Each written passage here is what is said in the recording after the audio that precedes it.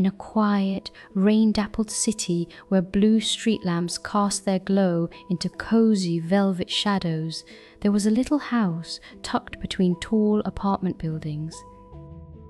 Inside, May sat curled on her window seat, gazing into the midnight drizzle through half-drawn curtains. Her small, familiar room, filled with books and cushions, smelled of lavender and rain. On nights like this, mysteries seemed possible, the ordinary layered with secrets. But tonight, something was wrong. Teddy, her soft, faded bear, was missing. May's heart fluttered with a quiet yearning.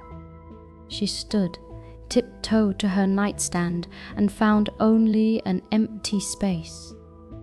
A strange hush filled the room, deeper than the night's usual. Quiet. Then, faintly from the apartment hallway, there came a soft shuffle, a curious, beckoning sound.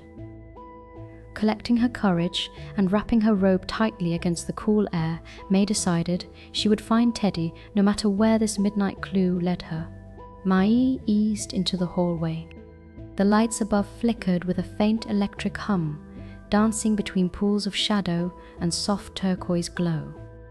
Her slippers whispered across the wood floors, each step careful and slow. The city's distant siren song drifted in, muffled by heavy curtains. The hallway felt longer, deeper, somehow older than during the day. Framed photos seemed to watch over her, the ticking clock echoed like a clue. There, at the end of the corridor, a tiny paper feather rested. It was white, folded like a bird's wing. May knelt, heart thumping gently, and picked it up. It must be a sign. She remembered how Teddy loved nestling against the feather pillow. With a relieved giggle, she pressed on, following the feathery trail that soon became a subtle path of tiny paper clues, each folded in mysterious, clever shapes. May wondered if Teddy was having an adventure of his own, or if someone was leading her kindly, gently, deeper into a world made strange by midnight. She passed through her apartment's door into the stairwell, a space transformed by dark, cinematic shadows and the humming glow of city lights. The old elevator's chrome doors reflected blurred neon. The stairwell spiraled like a secret. As May descended, she noticed more paper clues, folded stars, hearts, and keys, tucked along the winding steps. A little hand lingered on the cool rail, feeling each bump and groove. A quiet resident, Mrs. Hastings, peeked from her doorway, her silhouette warm in the blue-lit gloom. "Could you be searching for something lost?" the kind old voice ventured. May nodded. Mrs. Hastings handed her a mug of cocoa. "We all lose treasures sometimes. The best detectives are gentle and patient." May smiled in thanks and continued onward, heart lighter with her new title, Midnight Detective, May.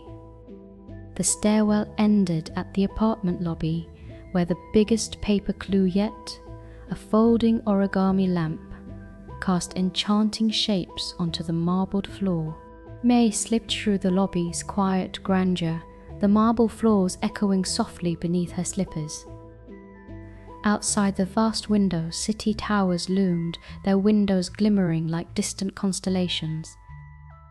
The night was deep, and the silent streets seemed awake, mist coiled under indigo streetlights as an occasional car slipped by. She followed the paper lamp's faint trail toward the back garden, an overgrown patch where wild violets tangled with ivy beside a stone bench. Here, the clues shimmered oddly in the lamp's yellow glow. Delicate paper paw prints led May past the rusted gate into a world of dew and moonshadow. The garden felt both new and achingly familiar, transformed by midnight's magic. A little fox, its red fur a surprise in the blue-lit realm, watched her with kind, patient eyes. May felt no fear.